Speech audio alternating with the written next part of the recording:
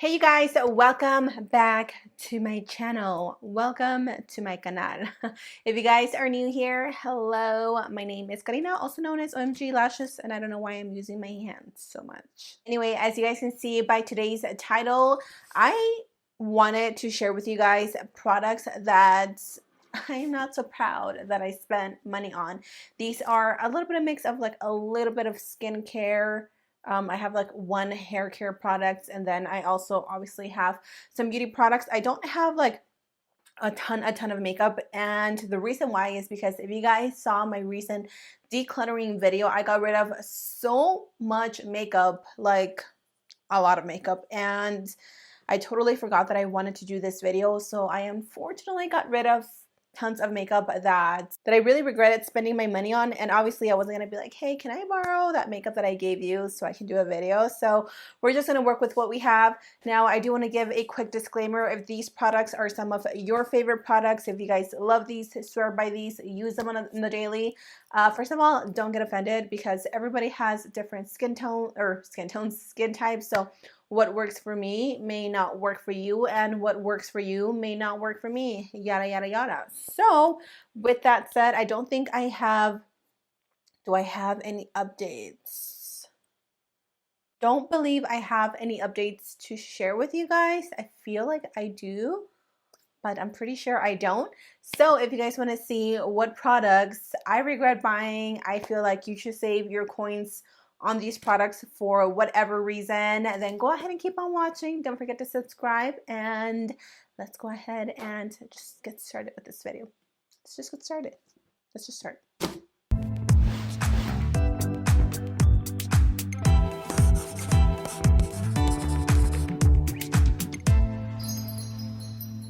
The first palette, I have actually two palettes that I really regret spending my money on, and both of these are for different reasons. So the first one and this one may come to a shock, or as a shock to many of you. I am talking about the Fenty Beauty Moroccan Spice palette. Yep, I know that Fenty Beauty is like such a trendy brand nowadays, like ever since Rihanna released her makeup brand. I don't know, I fell into the hype of the palettes, and I don't really like it. Now, let me explain. The palette itself is absolutely stunning. The packaging is stunning. It was really expensive. It was like $56.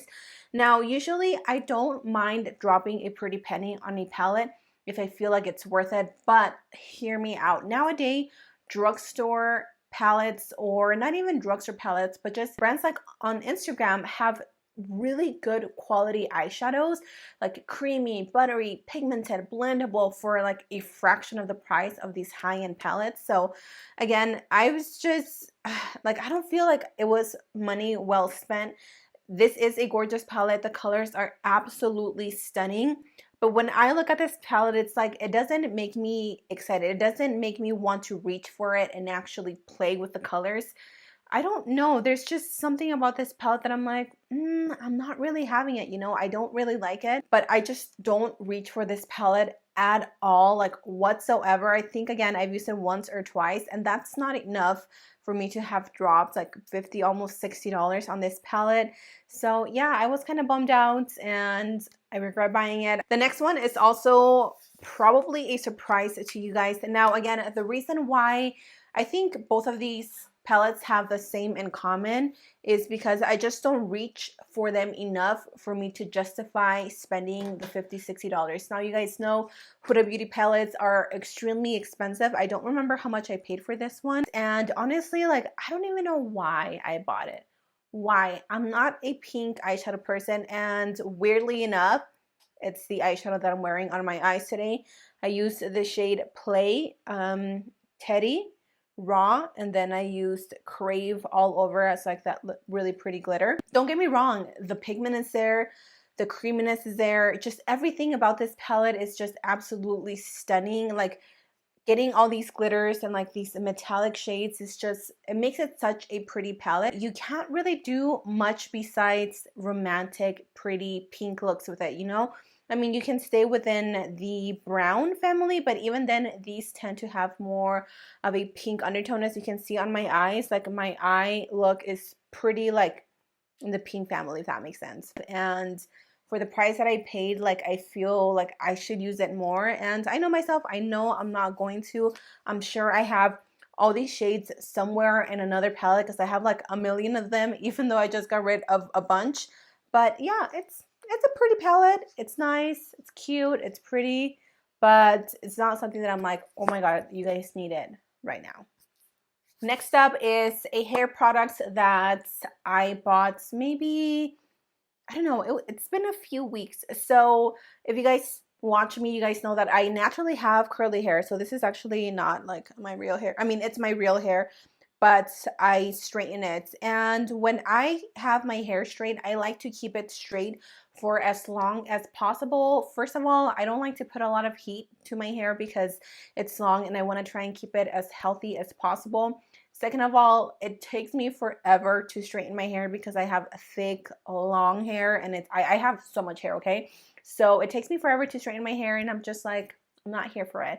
So the longer that I can go without washing my hair, the better. With that said, I use tons and tons and tons of dry shampoo, and it makes a difference. It keeps my hair smelling good, and again, I don't have to like wash it so often, which means that the natural oils in my hair will help my hair be a little bit healthier. So with that said, I have tried, I feel like, every brand of dry shampoo. I've tried Tresemme, I've tried Dove, I've tried Aussie, I've tried the Not Your Mother, I've tried Batiste, and I've also tried this one. Now, Batiste is hands down the best dry shampoo I have ever tried. And when I posted about it on my Instagram, so many of you were like, oh, really? And I was surprised about how many like people don't use dry shampoo because I use it almost on a daily basis. So with that said, I tried this one, the Monoi Coconut Long-Lasting Oil Absorption Dry Shampoo. And they have different scents, but this is the one that, I don't know, just caught my attention because it's a peach bottle and I love peach and it smells like coconuts. But kind of sucks. It really didn't do much for my hair. The Batiste dry shampoo, seriously you guys, like you only need a little bit and it gives so much volume to your hair and it smells great. It absorbs all the oil and it doesn't leave your hair white or with a white cast or looking weird or anything like that. And this did that for me. I feel like it didn't really absorb the oil from my hair. It just kind of made it look like, you know. So I don't know. I've tried a few of the dry shampoos and nothing has compared to Batiste. If you guys have any dry shampoos that you really, really, really like, let me know because I'm always on the hunt for something new, even though I love the Batiste. So it's like, why even bother to try something new? But it's just, it's an adventure. It's a fun adventure to try something new. So yeah, don't try this one. You probably won't like it. I didn't like it. But if you want to try it and find out for yourself. Let's move on to some powders. I have here the Makeup Revolution Bake and Blot in the shade Banana Light. Did I? Yeah, I'm pretty sure I featured this one in a recent video. Yeah, I'm gonna list it somewhere here because I'm pretty sure it's a recent video. Now, as you can see, I have like dug into it a little bit, but honestly, it's just kind of been sitting in the back burner of all my powders.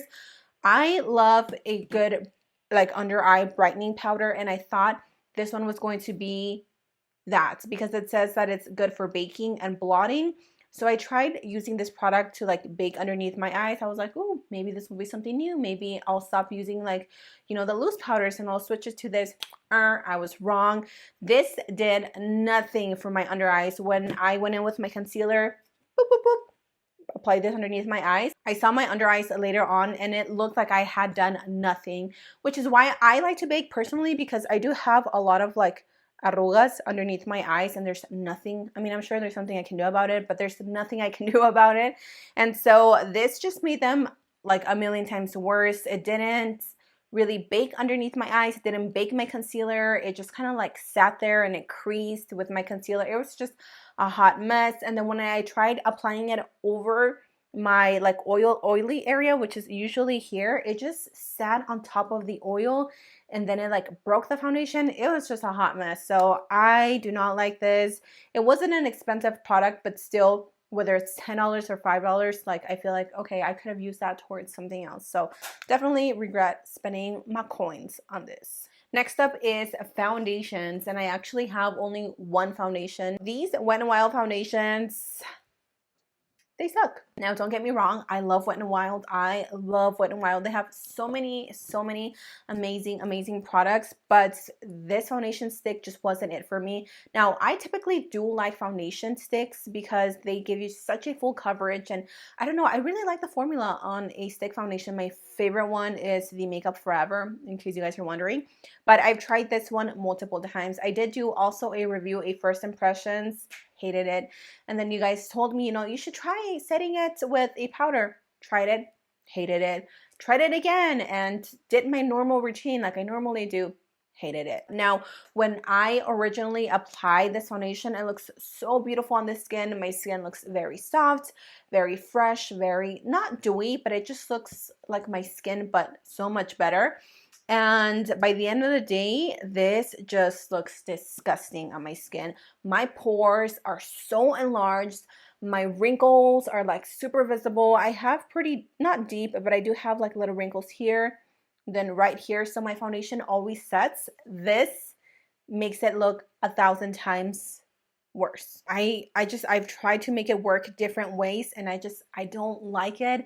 If you guys have a secret formula on how to make this foundation work, or let me know if you love this foundation and your skin type, because maybe this is just not meant for oily skin. If you guys are wondering what foundation shades I have Classic Beige and Golden Honey. So yeah, not worth it in my book.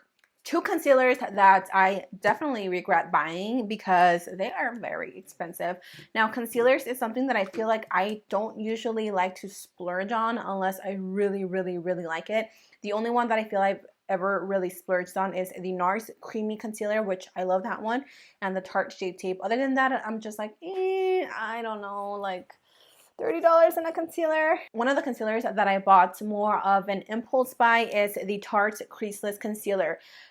And my shade is medium golden. I actually bought this because one of my best friends, she swears by this. She loves the one that is in the squeezy tube. And so when I saw that they, I think, reformulated or they just repackaged this, I'm not sure, I was like, I'm gonna try it. I don't like it. Like, don't get me wrong, I love a good creamy thick concealer, but this one is almost like too thick. The shade that I use is medium golden. This just feels like so goopy to me. I don't like this. I don't like the way that it looks on my eyes. It does crease on me like crazy. I don't use this, and I'm pretty sure it was like close to 30 bucks. So it's not a cheap product.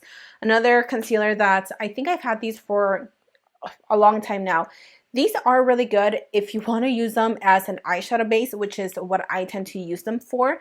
I have two shades, SX08 and SX06. These are by Kevyn Aucoin. If you guys are familiar with Kevyn Aucoin products, they are not cheap. I don't remember the price on these, but they were very pricey. These are insanely thick. I'm going to show you guys, okay? So I'm going to grab like a little bit and I'm going to apply it to the back of my hand.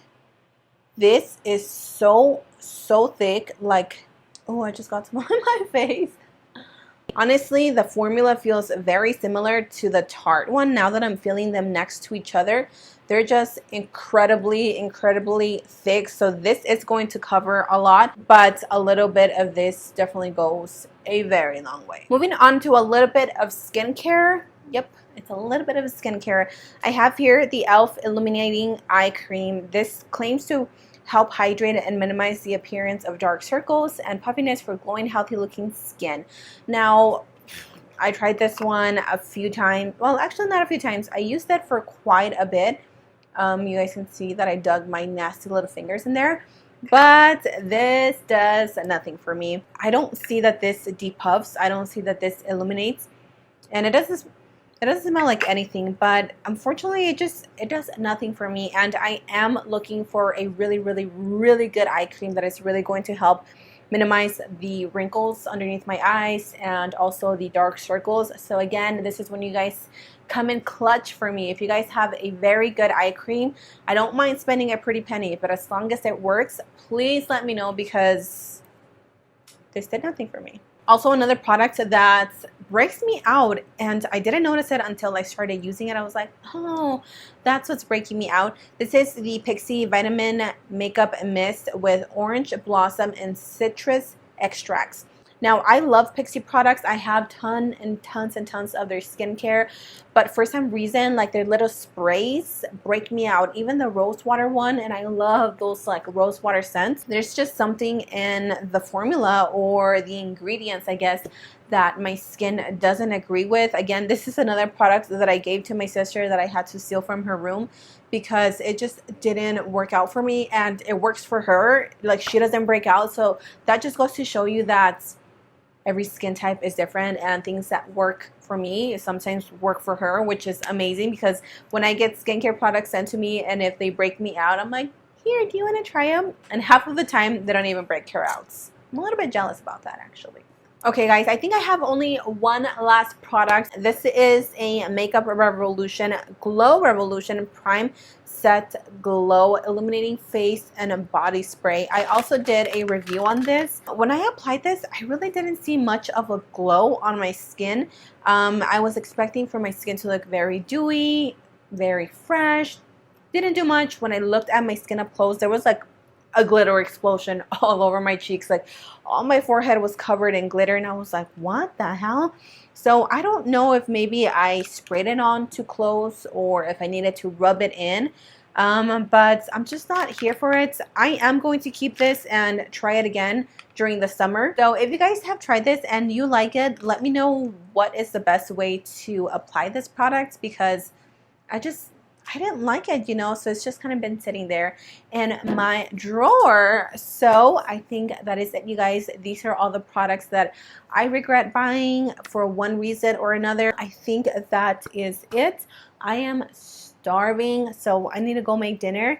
Thank you guys for joining me today. I love you so much. Don't forget to subscribe, share, like this video, and I will see you guys in my next one, which is on Friday. So don't miss out. Mwah. Bye.